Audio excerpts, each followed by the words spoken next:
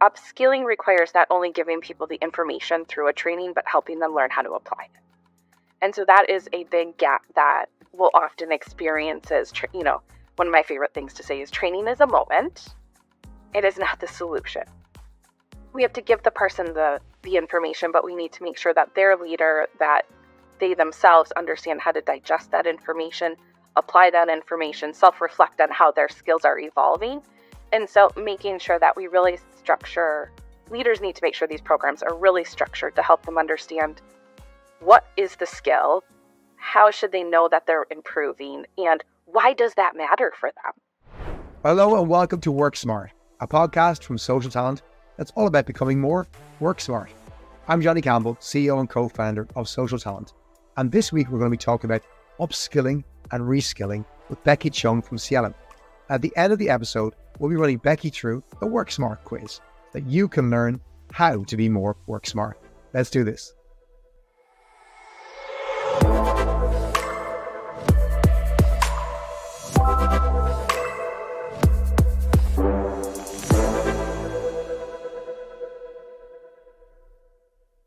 Becky, it's such a pleasure to have you on the podcast. You're really welcome. And thank you for joining us today. Wondering if you could give our audience a little bit of an introduction to yourself and tell us more about who Becky Chung is. Thanks, Johnny. So excited to be here today. I'm Becky Chung, the Vice President of Talent Development at Cielo. Cielo is the global leading partner in talent acquisition. So we partner with clients all around the world to help them as they're seeking talent and looking to have the right talent at the right time for their organizations. My almost 20 years of experience have really been in the space of helping build workforces that can deliver in a high-performing, high-engaged way. And so really excited to share more about what I know when it comes to upskilling talent. So Becky, the talent that you work with across Cielo, tell me a little bit more about where those folks are, how many there are, and what kind of skills you're working with, kind of roles you're working with across the business. So we are a global provider. So we have employed about 3,000 employees all around the world. I think it's 140 different countries now that we work with. Common roles are any of the corporate service roles that you would have in a business. So finance, human resources, IT, but also a large population dedicated to recruitment. So those are individuals who do more administrative support, who have to be experts in finding talent, who are recruiters engaging with talent or hiring managers, and individuals who are really helping to advise our clients on where's the future of talent acquisition going and how can we help them achieve their goals. Skilling and upskilling is something very close to my heart, as you can imagine, in social talent. But tell me about your journey with skills. Surely we've always needed skills, and it's always been something that the organization should do, which is to look at upskilling their employees. So why is this the topic that you chose for today? And why do you think so many people, as they are talking about skilling in 2023 into 2024? Yeah, there's part of this is just a personal passion of mine, and something that I just get really excited and energized about because I am at the core somebody who loves people, but also loves labor economics. And so when you put those two things together in one person, what you get is somebody who's just really interested in seeing how you make the most of the talent in the market. And so that really plays into understanding the motivations of people. And at our core, we all have a need to be successful. So regardless where you sit in the world, what language you speak, what country, what role you have, everybody shows up wanting to be successful, wanting to feel they have security in their roles. And so development and upskilling is such a crucial way for us to meet that need for talent. And then when we look at what's happening with talent, there's a natural shortage of people becoming available. There's also a shift in work, and we look at the AI that's happening, the new innovation, the technology disruptors that are out there. The way talent works is going to have to change. And so part of my role is really looking at, as we're leaning into the business challenges that we're going to see for ourselves, for our clients in the next 3 to 5 to 7 years, how does that impact our workforce, and how are we making sure that we're not only allowing them to be successful in this moment, but they're going to be successful when we get to that next moment and the moment after, because that's going to keep them motivated, that's going to keep them engaged. And it's what's going to give us the advantage over others in our industry who aren't at that moment, aren't ready, and can't retain that talent. When I think about skilling from when I was in recruiting and working in staffing agencies at the time, my first 10 years, the training I received was, I once asked to go on an employment law course and I was sent on that. That was great. And then we bought this collection of, but there were VHS videos at the time from, I think, Tony Robinson, who was this recruiting guru guy. And we watched his videos. You remember those? They were DVD then, before he's passed, actually. Bless him. And that's it. That's all I've ever done from an upskilling perspective, formally through my 3 different recruiting employers in the first 10 years of my career. What does the skilling of a workforce of 3,000 people, majority of them working recruiting, look like to you these days? What does a modern, supportive skilling program look like these days compared to what perhaps you and I originally did in our earlier careers? For sure. It has evolved, and especially over the last few years. So there's a couple of things, and some of those are definitely born out of lessons learned as we started out on this journey. So one of them is using a multifaceted approach. The traditional days of a live learning where you sit in a classroom for whether it was an hour or 8 hours, this just doesn't fit in today's workforce. It's not accessible. It's not flexible. It requires an investment that doesn't necessarily produce the same return. So really looking at things like partners like social talent has been huge for us, and saying who has the expertise in certain things and what should our expertise be. So we have a core team that delivers training, that designs trainings that really fit to our specific business needs. And then we go to the experts and look for those right partners that can deliver it in a way that is digestible for everyone. And so I think that was definitely a lesson learned of you can't take a traditional approach anymore. The other lesson learned is upskilling requires not only giving people the information through a training, but helping them learn how to apply it. And so that is a big gap that we'll often experience as, one of my favorite things to say is training is a moment. It is not the solution. We have to give the person the information, but we need to make sure that their leader, that they themselves understand how to digest that information, apply that information, self-reflect on how their skills are evolving. And so making sure that we really leaders need to make sure these programs are really structured to help them understand what is the skill, how should they know that they're improving, and why does that matter for them? So that's the part that we've certainly learned, and I've learned that through the leadership programs that we've created, the programs for recruiters, and all sorts of different talent. I've learned over the last few years, being somebody who came from a recruiting background into learning. I didn't start as a learning expert. That wasn't my background.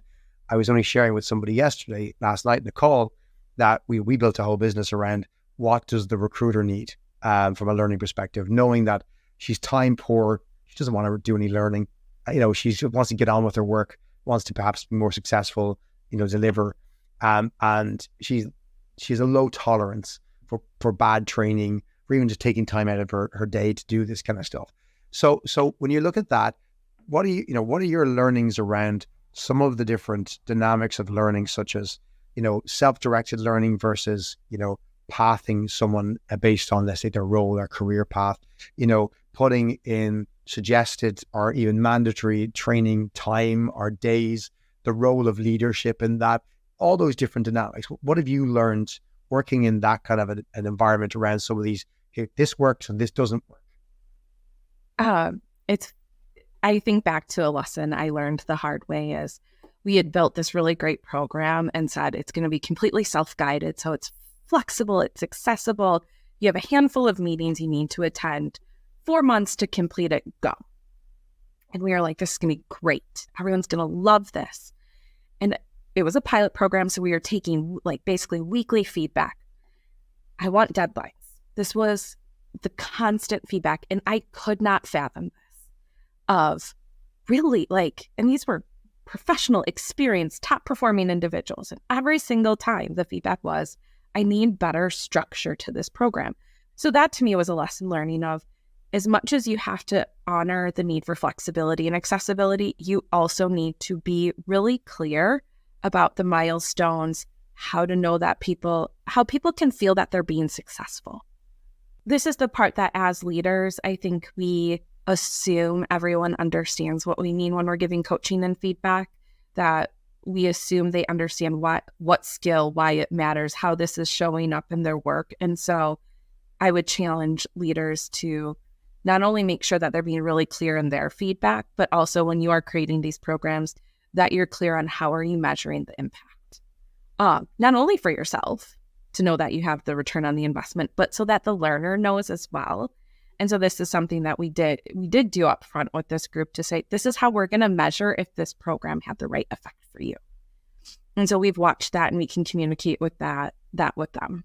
That ROI can be difficult. Sometimes the ROI of particular learning just takes time, right? Because you learn a new process, you have to put it into place, and you have to go through the natural time it takes for perhaps hiring to happen, and then the results to be measured. And even the measurement of some of these things, not every company is brilliant at measuring all these different things along the way. They'd love to, but they don't actually have metrics.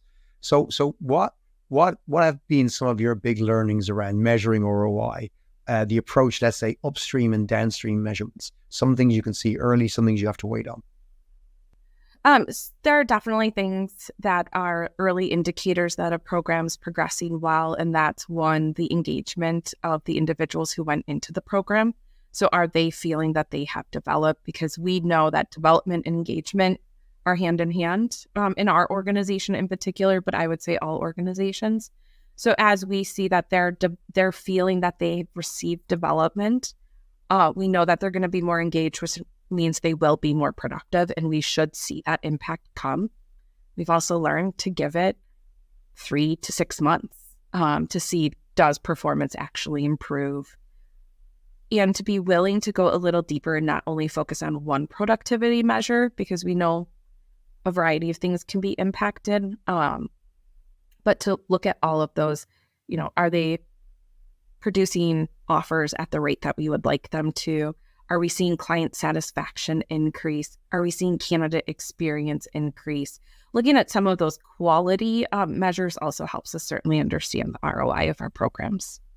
So when you look at those kind of ROI metrics and measurements, when you're trying to figure out if something works, are you looking at a learner based on a baseline that you've taken before she starts learning, or do you look at a learner who did the learning and then someone who didn't do the learning and try and compare the two? Or what are the different ways you could try and figure out these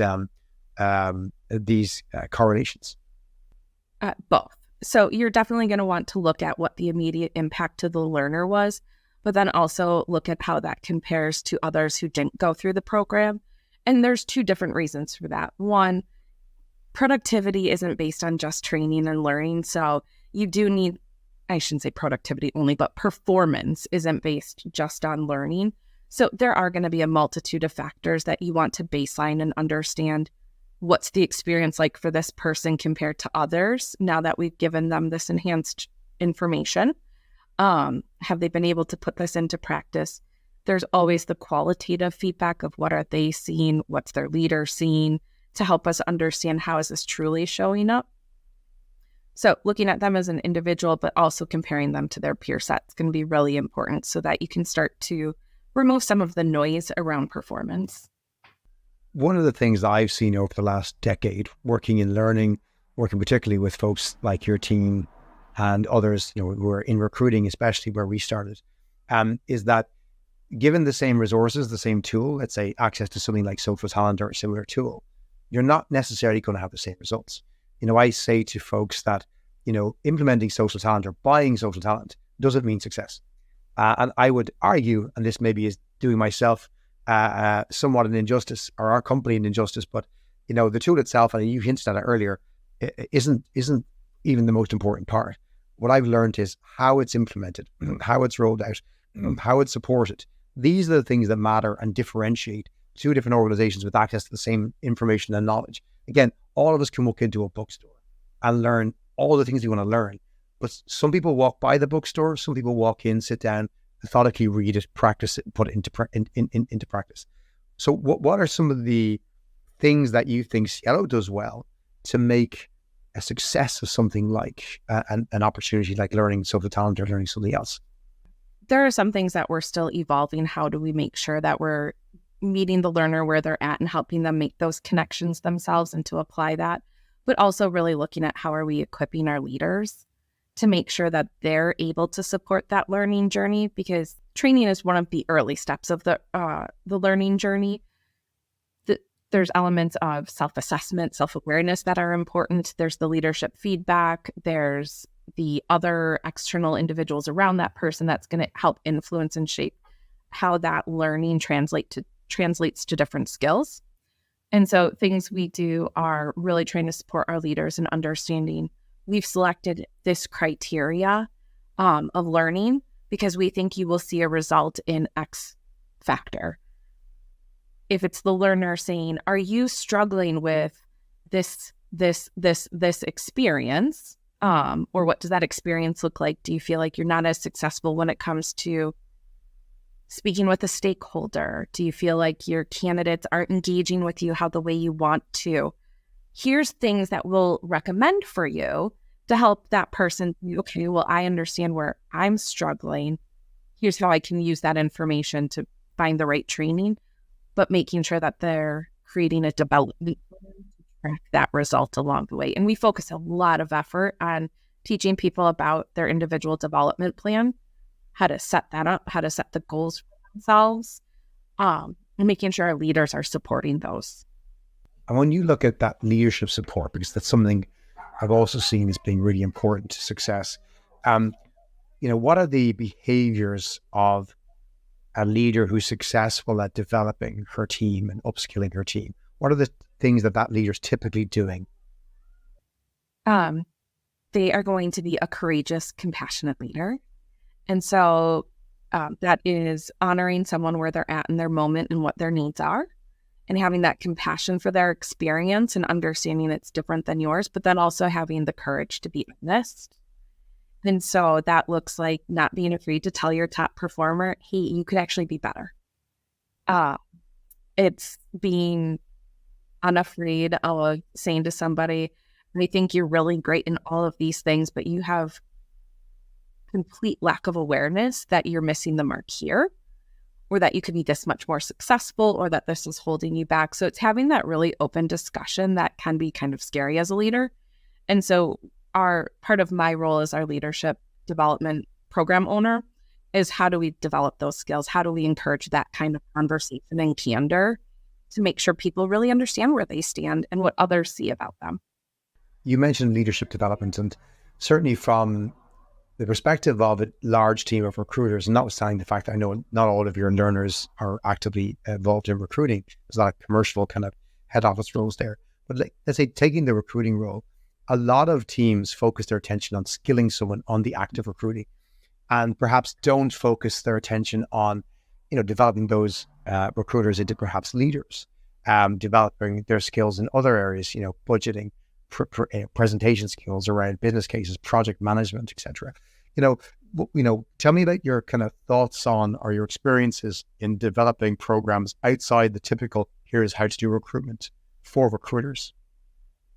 There's a few things that we look at when it comes to our leadership programs. The first one is self-awareness and understanding how you show up to others. And so that's all about your competencies to work globally, because we are a global organization, which also relates to just working with individuals who aren't identical to you. So it's all very important for our inclusive efforts. We also focus on what's your business acumen and understanding not only the work that's in front of you, but what's going on around you in the industry. How are you looking at what's your clients experiencing so that you can really advise and consult? We look at performance management, which I know many organizations kind of use that as we're going to performance manage you, which makes me cringe internally. But really, performance management is about making sure somebody is performing to the best of their abilities. And so how do we make sure we're giving them the feedback, helping them understand what success looks like, making sure we're keeping them engaged so they want to perform? And pulling all of that together is what has helped us build leaders that can deliver. You mentioned obviously that consuming learning content is but one of the stages. Talk to me about what Cielo does to drive practice, to drive feedback as well, above and beyond, let's say, the rote learning that you might produce in your own team or you might get from a provider like yourselves. When it comes to giving feedback, we do approach that as it should be an ongoing, regular experience. And that's one of the expectations we set for our leadership team, is that you are meeting with your individuals weekly. You are monthly having team meetings at minimum, that you are quarterly sitting down with that person to talk about their development, their performance needs, and that you do have an individual development plan for every person on your team. So they know that you care and that you're invested in their future, and that you are taking time to recognize the efforts that they're putting into evolving and learning their skills.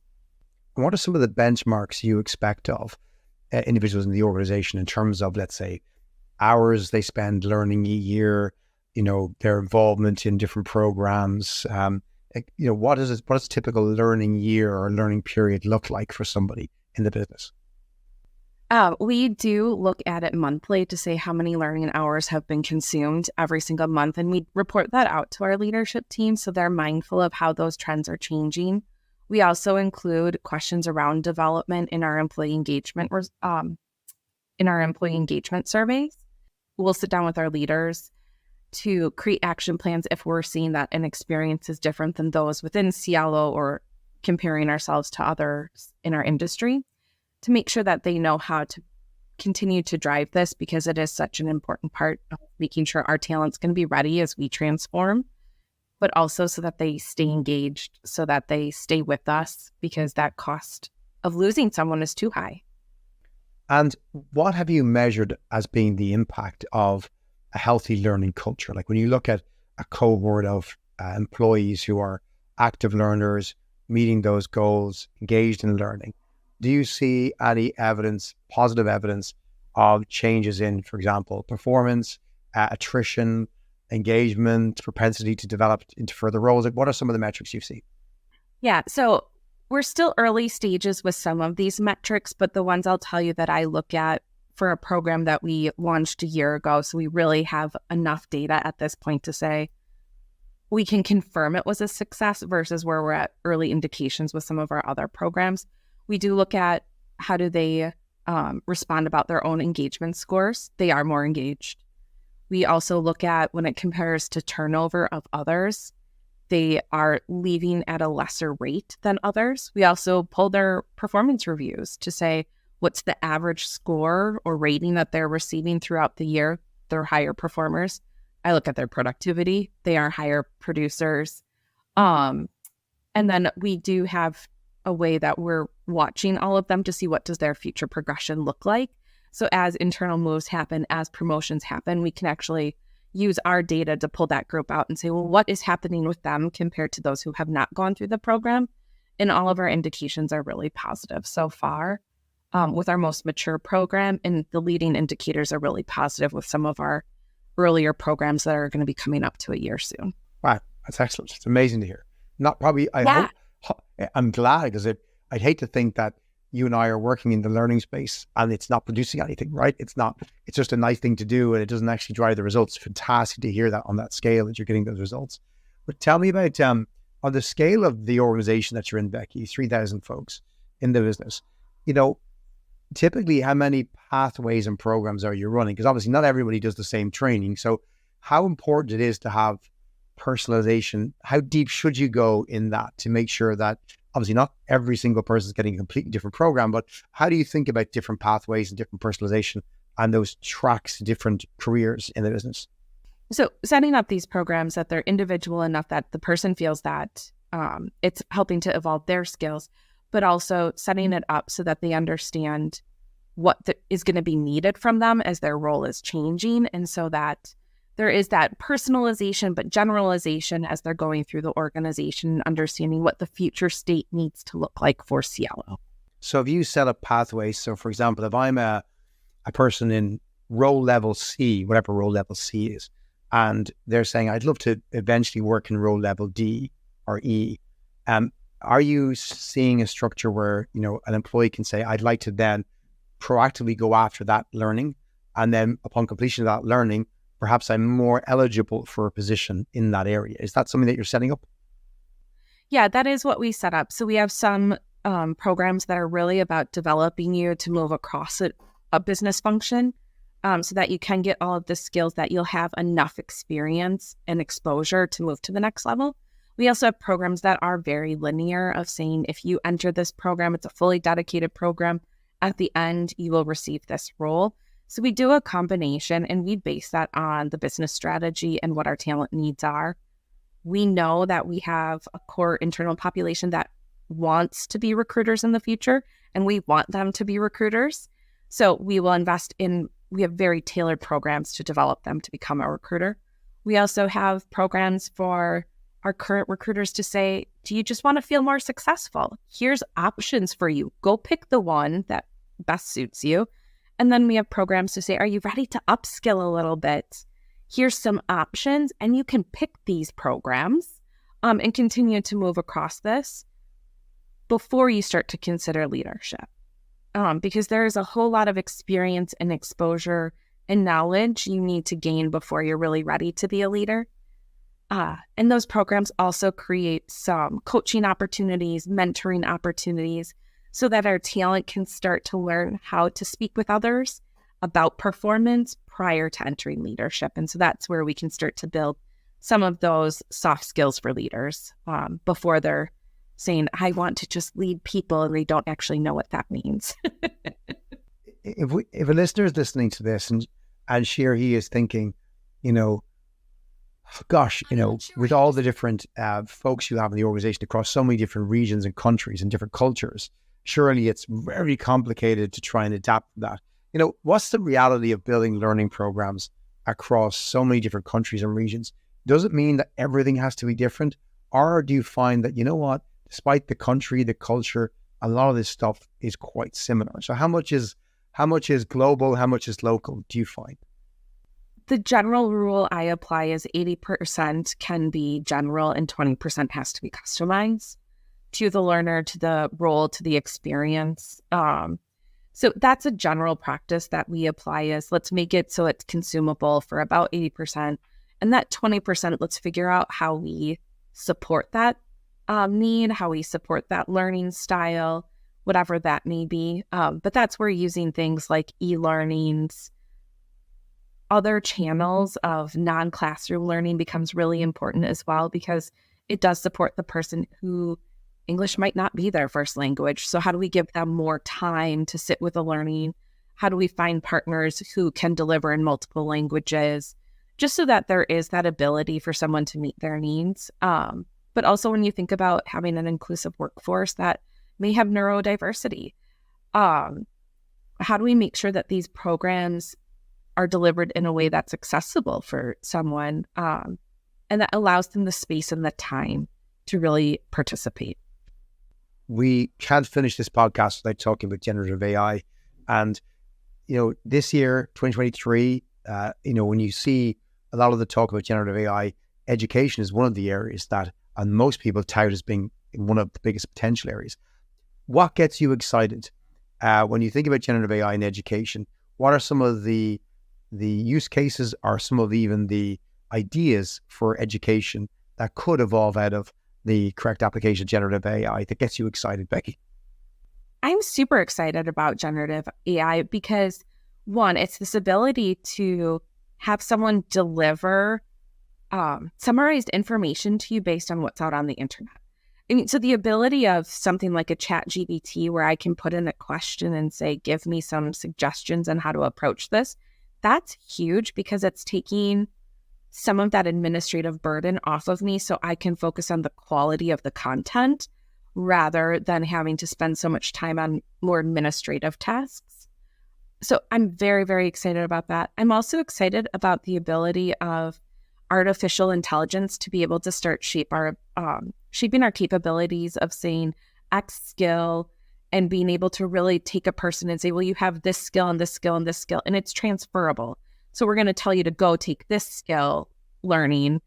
And then here's the opportunities that aren't as linear, aren't based on just what that person's aware of, but really inform me as a learning person to say, well, here's how you can get your talent there. So there's so many ways. My team in particular is always talking about how do we start to pull this in, and how do we start to move. If my team hears this, they're going to cringe because I keep talking about TikTok learning. Like, how do we continue to move ourselves through this really consumable, digestible format of learning? Because we all know that people invest their time in scrolling TikTok, and it's because they're consuming something they want to. How do I get that same level of focus and energy into learning?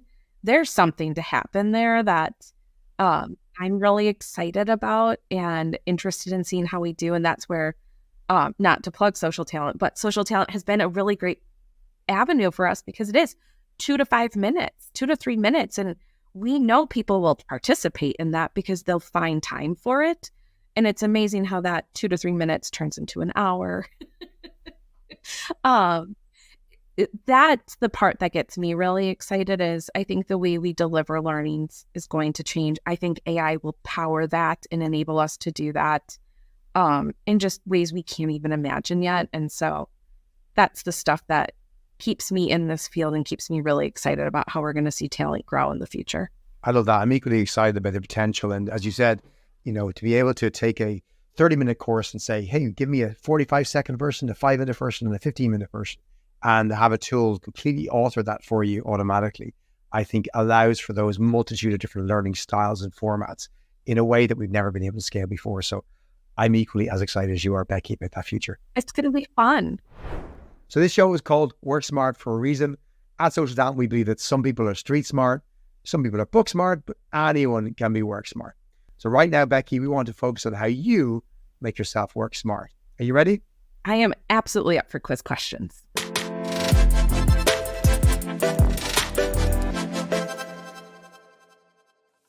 So Becky, we've got some work smart questions from the team at Social Talent behind some of these categories. So I'm going to put these up on screen and read them all for you, for those listening to the podcast. What I need you to do is pick a category you want to answer. So Becky, our categories are desk jockey, workspace jam, seesaw, tool time, the chill zone, and robot rock. Which of those appeals to you? Which of those you want to make a stab at? I want to take tool time. Tool time, let's do this. Okay, your tool time question is this. So Becky, what tools or apps do you use to help you be more work smart? I use a variety of apps to keep myself organized. Microsoft has really come a long way in their offerings. So using things like flagging items for follow-up, setting up my tasks, being able to respond to an email with just clicking the meeting, create a meeting. So those are some of the ones, but I actually use Instagram and follow a number of people who talk about tips on using Excel, PowerPoint, Outlook. And so that has become one of my favorite tools for work, to follow others who are sharing all of the tips and tricks that they learn. And I'm often one to message people and say, hey, did you know you can do this in Excel? And I found that out yesterday on Instagram. Well, I've got to ask you if you can remember any accounts that our listeners and readers might want to follow. You might going to dig this out in your phone, but what are your top accounts that you consume that our listeners could follow if they're into getting some of that Instagram learning action? Oh, Excel with Grant. He's a great one. Excel with Grant. Okay. Yes. Miss.Excel is another one. So MISS.Excel. Yes. And then Kevin Stravert. How do you spell Stravert? STRATVERT. He's fantastic. He covers all sorts of different tools. I know he's on a couple different platforms. So he's one that whenever I see something pop up in my feed, I'm excited to see what I'm going to learn today. I love it. So great tips, Becky. Thanks so much for answering those questions. That's been awesome. I really appreciate you joining us today, Becky. It's been brilliant to hear about your journey, what Cielo are doing around upskilling and reskilling the team, some of your insights on scale projects as well. And if our listeners want to connect with you, reach out to you for more sage advice or more Instagram followers to follow, where should they find you? So I'm definitely on LinkedIn under Becky Chung, but my email address is becky.chung, CHUNG, at Cielo, CIELO, cielotalent.com. Awesome. Becky, thanks so much for joining us. Let's hopefully get you back on again and we'll get some updates on how phase 2 and 3 of the program are working out. Sounds great. Thank you, Johnny.